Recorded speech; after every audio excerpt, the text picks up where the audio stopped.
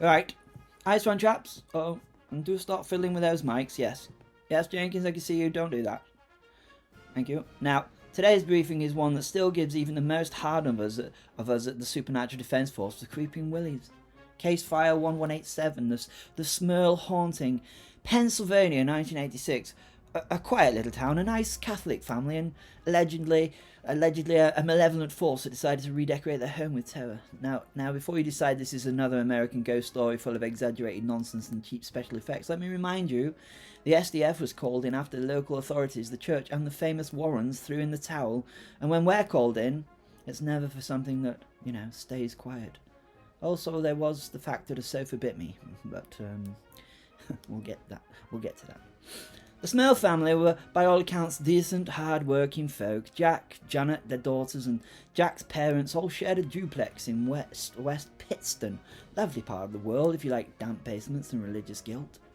It began all innocuously enough. Shadows, strange noises, a smell of rotting flesh, and appliances switching themselves on.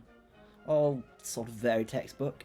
Then came the scratches, the levitations, and the alleged assaults. Now, you may recall that the church initially refused an exorcism, and that's never a good sign when Rome starts hesitating. Well, when they start hesitating, something smells off. It's either got to be with the devil, or they just don't want to do the paperwork.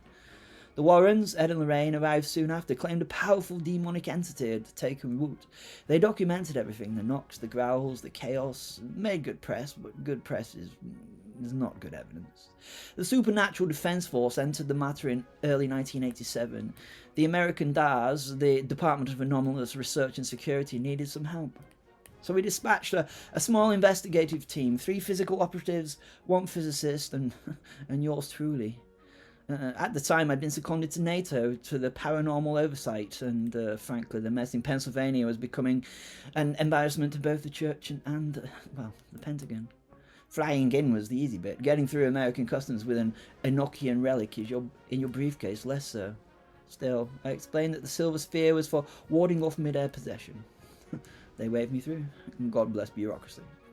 When we reached the Smurl residence, the air felt heavy, not evil, just exhausted.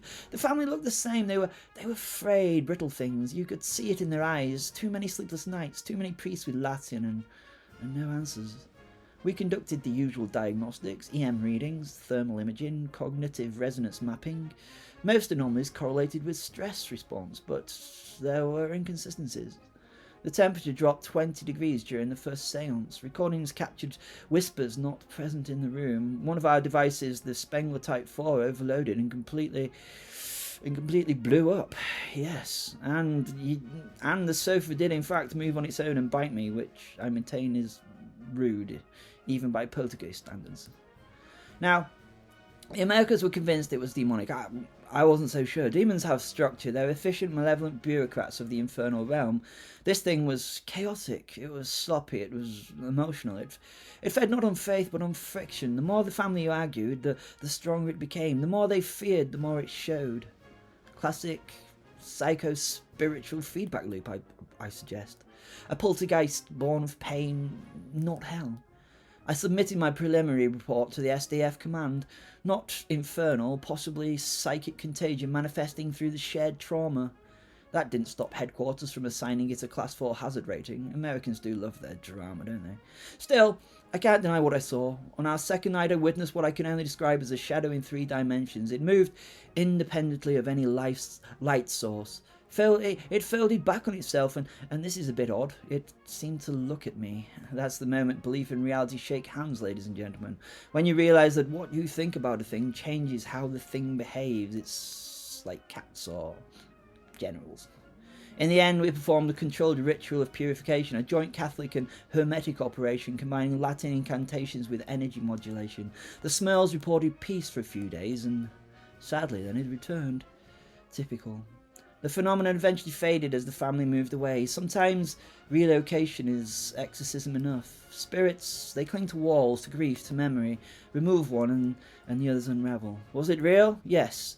But not in the way most think. There was no red-eyed demon with horns. There was, however, a storm of psychic energy powerful enough to warp the physical world around it.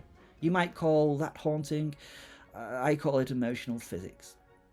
And in the end, belief made it so. The family's faith, their terror, gave it teeth, and when the belief weakened, so did the phenomenon. In short, they haunted themselves. People ask me, Wing Commander, do you believe in ghosts? I tell them I believe in people, and people are the most haunted creatures of all. Whether it's trauma, guilt, or grief, the residue of humanity is a way of refusing to stay dead. The Smurl haunting wasn't proof of hell, it was proof that pain, when left to rot, grows teeth. So cadets, if you ever find yourself facing a restless spirit, remember this. Sometimes it's not a ghost at all. Sometimes it's just someone's sorrow looking for a way to be heard. Right, dismissed. Keep your medals polished, your wards aligned, and for heaven's sake, don't sit on any sofa that bloody growls. Come back to this channel for more wonderful briefings on various topics.